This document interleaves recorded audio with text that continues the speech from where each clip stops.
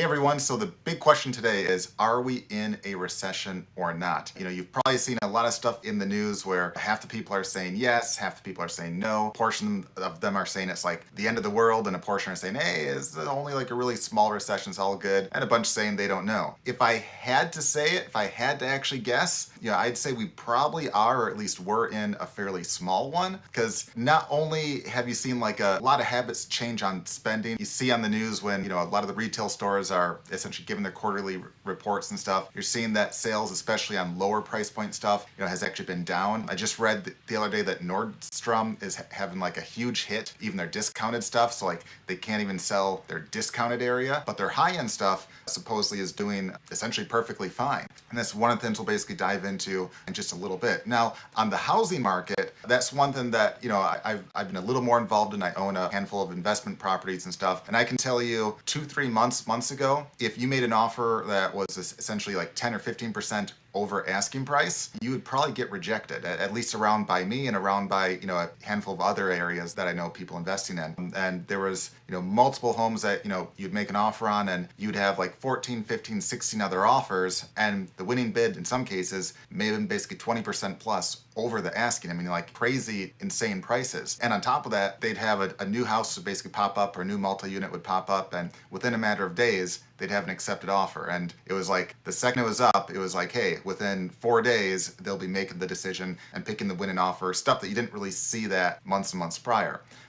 Whereas about a month ago, you started to see a bit more of the higher price point offers didn't tend to sell fast. Even the moderate priced ones, if they're priced about right, there wasn't really a lot of competing offers anymore. There's a lot more houses that are sitting on the market around here longer than they were like a month or two ago. And like almost every day I'm getting notices for basically price drops and stuff. Now, I don't think it's like a huge crash. I don't think people have to get worried like it's 2007, 2008 crash where basically prices went way down. I think more so now it's, hey, if the prices were priced relatively expensive to what they should be, those ones aren't selling anymore. Whereas a couple months ago, even the ones that were overpriced were actually selling. And that's kind of an indicator that, there might be something basic going on. There may have been like a small recession or at least a pullback. And that kind of leads to the next part, regardless if it's, a small recession or a larger one, or if something big's about to happen, what can you do as a business and how does that affect a business? And Sean, I know you've probably been through a handful more recessions than me, so you can probably talk about like the 1920s and all that if you want to go on to how that was. Yeah, that was back when I was a teenager, right? The first thing that I want to talk about is not anything to do with numbers really, but it's all about your attitude. When you talk about history, I remember the really tragic incident of when the Twin Towers got bombed in New York City. And it was an absolute shock to the nation, to the world, certainly tragic for all the people that died and were injured. But immediately after that, you heard from all kinds of people saying, oh, my business is ruined and things are terrible and all this other stuff. Now, if you were on the block where the Trade Center fell, yes, you have a problem in your business. But 99% of businesses in America didn't have a problem until they made one up in their brains. So doesn't mean that numbers don't change and things don't happen, but a lot of what happens to us as business owners is based upon the way that we think. And if everybody talks you into business sucks, then business is going to suck. The last recession we had in the late 2000s, I remember, I think it was New Year's Eve, the end of 2008, going into 2009, being at a party at the country club and talking to guys that own substantial businesses doing tens of millions of dollars a year, who in the middle of this are saying, yeah, we had our best year ever. Now, that clearly couldn't have been the case for everybody, but in the middle of this, there are people growing, being tremendously profitable. You look at the stock market in a recession and you say, oh, the stock market's down, pick whatever number, right? But at the same time, it's some company only made, $3.8 billion instead of $4.2 billion. It's not like, they went from 4.2 billion positive to 4.2 billion negative. You got to get your head around what's really going on. There's always money being spent. There's always this huge trillion trillions and trillions of dollars in the economy, right? I mean, literally tens of trillions of dollars that are flowing, and you just have to get your share. The real question I think you got to look at is, how do you get that for you, and what adjustments do you make if things might slow down? And obviously, if you have a physical product business and you have to put those products in a warehouse, then you have to plan way in advance, and you have more of a risk factor than if you're selling digital products, where it's just a question of if you sell more or sell less, but you don't have a cost, and you don't have to warehouse, you don't have to source, you don't have to figure this all out. But I think that when you look at the future, which no one can predict, right? But everybody all of a sudden, from an e-com standpoint, from an Amazon and Walmart and Nordstrom standpoint, it was, hey, we can't get enough inventory because people are going crazy spending money. To, okay, we're trying to buy enough inventory so all these people can spend money. To, well, all of a sudden, a lot of the free money that people had has slowed down. And the flip side of the psyche of the business owner, Brian, is that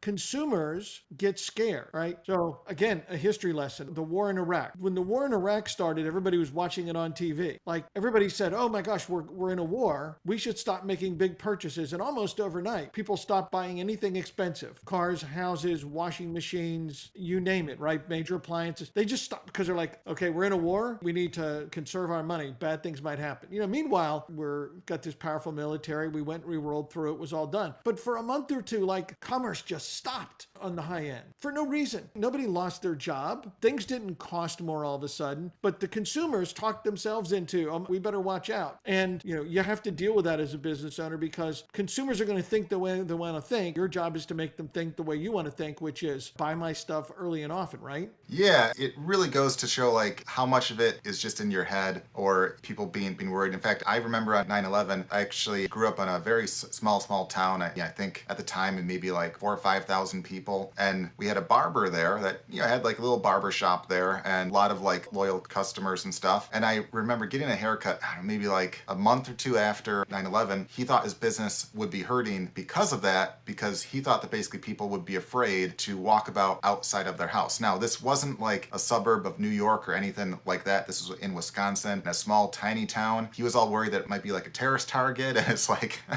it's probably like one of the least valuable targets to actually hit, a small-time barbershop in a small town. Yet he was like super worried about this, and he thought his customers would be worried about it. And it was like, at the time, I'm like, well, you're worried about your sales going down, but like, have they actually gone down? And it's just like, well, no. But in his head, they are. That's why I find like, if you start to think or get too overly worried, you start to do actions that are kind of like a self-fulfilled prophecy. We've seen the same thing where in a lot of recessions, there's oftentimes even more money actually printed then. There's more money available then than basically prior. It's just a question of how you go about and actually get that. There's a lot of other business owners I know that have actually done incredibly well during the recessions. In fact, one very interesting thing is, because of all the fear, a lot of the big time advertisers on like Facebook and Google and all those places, or on like any paid media, whenever they think there's like a downturn, they oftentimes start to reduce what they spend on ads. And that can actually be a really good thing for you as a business owner, because the cost to advertise to a lot of people oftentimes goes down as well. So if you seize the opportunity, you oftentimes can get much cheaper traffic in the bad times. And as long as you go about stuff right, you could actually turn that around into a winning opportunity. The other thing too that you might want to pay attention to is like, if it truly gets to be like a much larger recession, or if there's like a,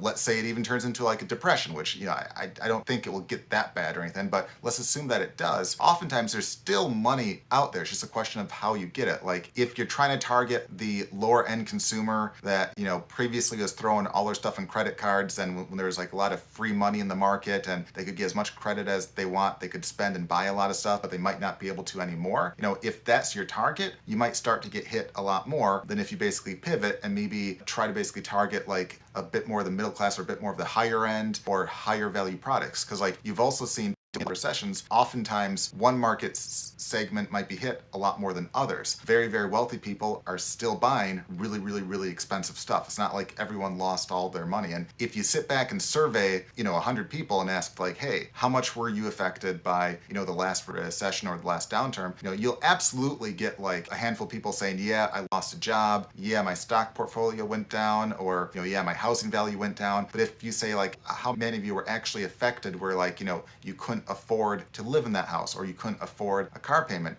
There's definitely a handful and you feel really bad, but there's not nearly as many as you might think there. But everyone is overly worried about that right there. So oftentimes a downturn can be a great time for you as a business to really kind of seize the opportunity, really advertise more, look at your numbers, analyze it, and see what you can do to basically pivot to really take advantage, of like the cheaper traffic and the new opportunities of other businesses around you, maybe basically going a little down, or reducing their ad spend and such like that. You get a lot of people that think of the recession as business owners as it's all bad. But besides the fact there's a lot of money out there, all your competitors thinking it's bad, and they're, like you said, cutting their ad spend. They're thinking their business is going to get smaller. They're laying off people. Well, this is a tremendous opportunity for you because you can now grow your market share. Whatever business line you're in, this is your opportunity to grow your market share, to get bigger while everybody else is pulling back, especially if you're running at a profit and you've got some good marketing skills and your business is well run in terms of, managing it for profits. This is the time to invest in growth because that puts you ahead of the curve. Recessions are temporary, right? I mean, go back however long you want to in history. They're all temporary. So if you come out the other side and you were, at a 2% market share and you're at a 4% market share, and this comes out of the recession and people are going crazy, just think what you're going to be like having doubled your share of the market in a slow market when things are really good and you were making money in the slow market. Don't go running to hide. Don't get depressed. Don't fail to start and grow your business because you're worried that there might be a recession. I'd personally be shocked if we don't go into some significant correction. Now, that doesn't mean that, the world's going to end or GDP is going to fall by 10%, but there's so much chaos and so much crazy stuff going on. And in the US, so many challenges with, this upcoming election and the one in 2 years and all the decisions that are getting made by the government. Hard to believe that somewhere in all of this, we're not going to have some correction, but I'm not worried about it not staying up at night. With that, guys, in summary, are we in a recession? Our hunch would be maybe, probably not like a huge one necessarily. We could be wrong, but regardless, that could be a great opportunity for you to actually invest in yourself, invest in your business, invest in ads, and attempt to really grow your business while a lot of others are starting to pull back on that. Just like in stock, when everything's basically going super good, everything's like really high, it's not always the best time to like be throwing all your money into the high stocks. Whereas in the low times, that's when a lot of wealth is actually created by essentially jumping on footboard right then. And I think it's really the same thing with any kind of business out there. So with that, guys, if this topic is of interest to you, make sure to check out our other videos on what you could do to increase, sales leads and all that stuff for your business in all sorts of situations, regardless if it's, say, recession or not. Thanks.